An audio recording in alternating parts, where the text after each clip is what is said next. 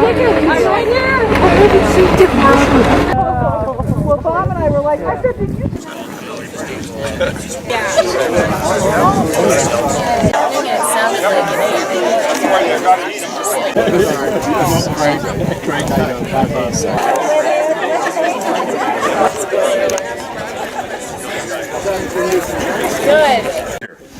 It's amazing how the Whitegrass Ranch experience has affected lives today and continues.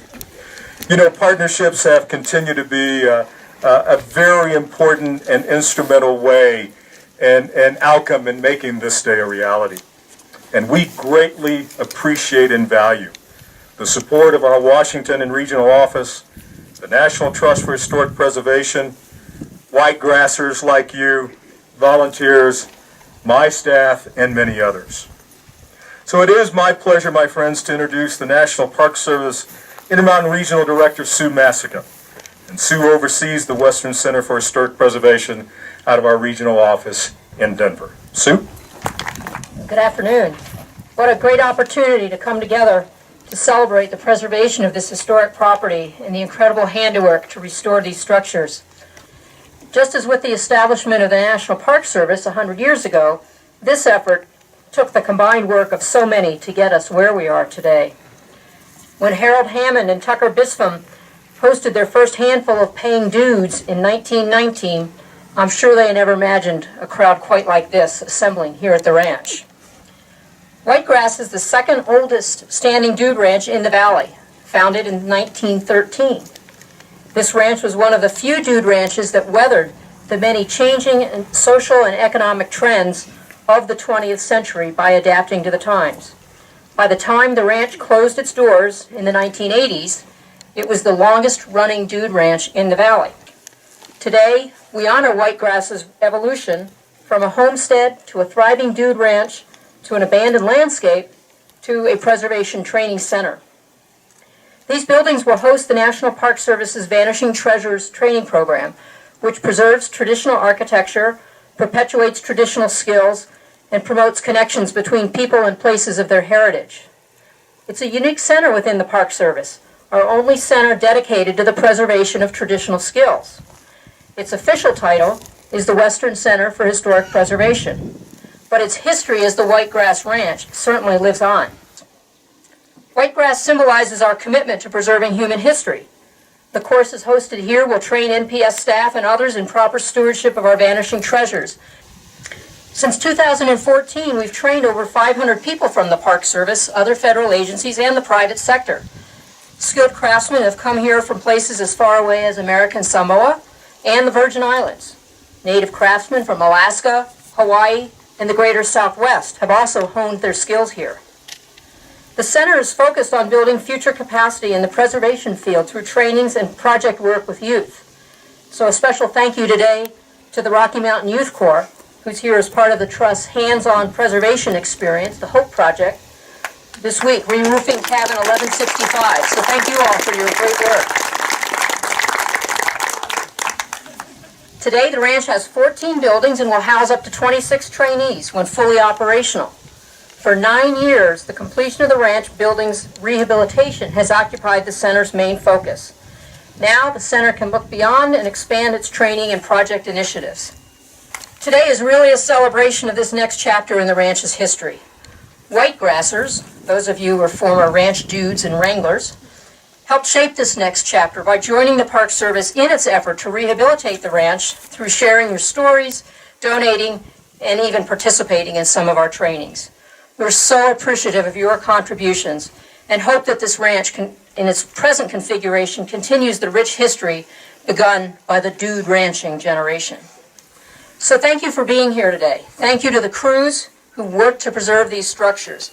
And thank you to the Park Service staff and the many partners who had the vision and the passion to make it happen.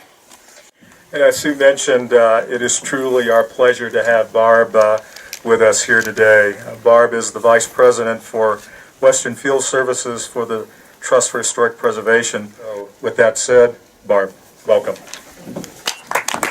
Did we ever think we'd make it to this place? There were times when I was unsure. On October 4th, 2003, that's 13 years ago, at the closing plenary of the National Preservation Conference in Denver, Colorado, Richard Moe, who was then our president of the National Trust for Historic Preservation, and Secretary of the Interior Gail Norton, signed an agreement to work together to create the Western Center for Historic Preservation at the historic Whitegrass Dude Ranch in Grand Teton National Park. As you just heard Sue say, this year is the 100th birthday of the National Park Service, just celebrated a few weeks ago, and it's also the 50th anniversary of the National Historic Preservation Act. So I can tell you with great authority that historic preservation is all about saving historic buildings by using them. Whether continued use, old use, new use, reuse, it doesn't matter. You have to use them. The National Trust was proud to partner with the National Park Service to make this dream a reality. But we couldn't have done it without the Dellenbecks and the Hoffleys and the Quass and so many other people who aren't here, and the Whitegrassers who were so generous in their contributions. We went back to the well over and over again, and these folks came forward to help raise money for individual cabins, coming together to raise money for this cabin to really help make this dream a reality. So I have to applaud many of you sitting here today who never said no when I kept bugging you to make those contributions. Well, thank you, Barb. It is now my pleasure to introduce Cindy Gailey Peck, who's the daughter of Frank and Inga Gailey, the last owners of the Whitegrass Ranch. Now, I was raised here. This was my home. This is the only home I knew as a child. And I was very intimate with the whole area. The ranch itself, I played in the barn. I climbed up the horse stalls across the loft into the cow stanchions. Played in the fox pens way up at the other end because they were still here as a child. Probably knew the ranch like a lot of you folks would know the inside of your house. And the horses were always a hub of the ranch activity. I can't imagine there wouldn't have been a ranch without the horses. I was given my first horse to ride when I was probably about 4, when I started outrunning my nanny, and she quit.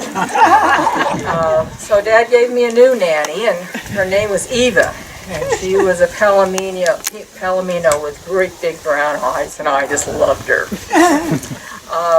Was not given a saddle, because you can fall off and get hung up on the stirrups. So I rode bareback until I was well into my teens. One of my first jobs, in the morning, all the dudes would come sit on the porch with their coffee and throw their butts out on the lawn. So as a 4-year-old, my first job was picking up cigarette butts. And then eventually, by the age of 15, I was a kid wrangler with Judy. And that meant that we were responsible for children basically out of diapers to 18 or over. And Judy had to go because of family illness in the middle of the summer. And at 15, that was my responsibility. I still don't know why they gave me that responsibility. Animals have always roamed here. Before World War II, there was an antelope herd that lived in this open area. One of my cousins roped a moose. He and the horse survived. The saddle was never found. Another time, a bear was roped. That was not a good experience either. Bears would get into the kitchen. Martins were in the kitchen. I was attacked by an osprey. There have been eagles in the area. It's always been animals here, and including all of the domestic animals and a pack of dogs that Dad always had. The first visit, several years after Dad died, and I was walking up here, and the cabins were disintegrating. There were trees falling across some of them, and my emotions just overtook me. And I started bawling hysterically. And a few years later, I came up in the winter, and it was peaceful, and it was serene. It always was in winter.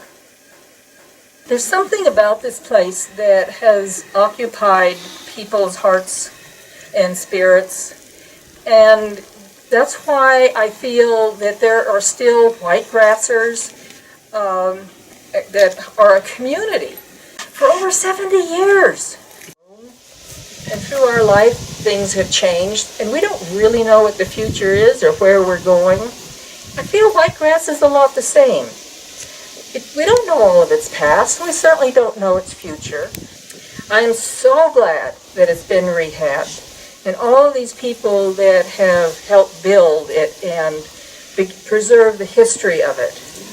I'm happy that it has a new life, and I hope it continues. I hope it continues to serve a purpose for people to come and enjoy this beautiful, beautiful area, its peace and serenity, that the wild animals continue to roam and graze, the plants continue their natural succession. Thank you. Thank you so much, Cindy, for those remarks. It's now my pleasure to welcome my colleague and the director of the Western Center for Historic Preservation, Catherine Watson. So what does this mean?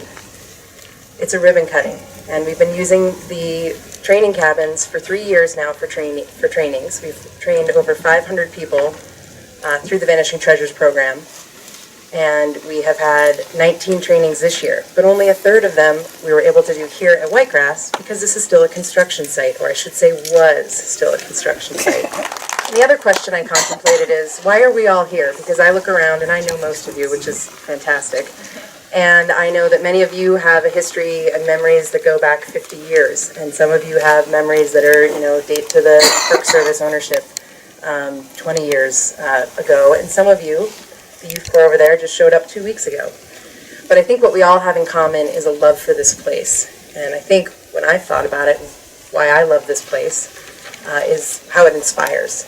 And I've seen it in all the stories, the heritage project stories, oral histories I've heard, just what a source of inspiration this was for a lifetime for people that may have only been here for a summer. And it's also been an inspiration for the trainees, and that's actually been the greatest part of my job, is watching the light bulbs go off and blow up over people's heads as they're in these historic preservation trainings, whether it's a hands-on training like historic wood windows or historic masonry, or if it's a management training such as the guidelines and standards training or accessibility in historic structures. But something is really clicking for them. So I'd like to just do some specific acknowledgments in addition to all the thank yous that have already been said. So one is Pam Holtman. Yeah. She had the job that I had at the park prior to me, and she was relentless and had a ton of energy. And she is one of the main reasons why we are here today. She jumped a lot of hurdles. Bob Williams, he retired from the center, and he designed and created the shop in Moose where all of the millwork you're looking at was created. And he made, I think, 31 windows and doors out there. Craig Struble, I know, is somewhere photographing. He was the first center director, and he juggled all the demands of trying to get this off the ground. His touch is on every cabin out here. The NPS crew, let's give them a round. I want to thank Roger Butterbaugh, our volunteer caretaker, who is man extraordinaire, and everyone here knows him. In his spare time, has been running something called the Whitegrass Heritage Project, which is quite an amazing archive of oral histories, artifacts, and photographs. Tammy Whittington is here. Where's Tammy? Lauren and Tom as well. We make some ridiculous requests for funding needs, and they never gave me too many faces. And they always manage to dig up the money. And then we've got 2 people retiring. These are my last 2 thank yous, I promise. We've got Greg Dotson. Where's Greg? Greg is known around the office as the Chief Morale Officer. He watches after the staff. He is the first to think of something that might concern everyone, and he is part of why this team worked so well together this summer. And then Al Williams.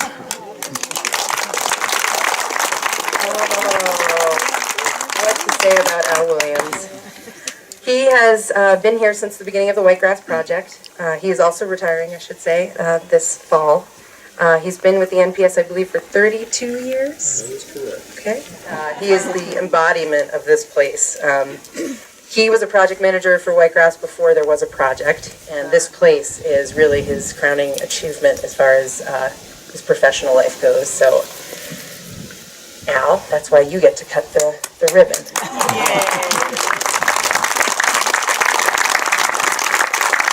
A lot of things to thank.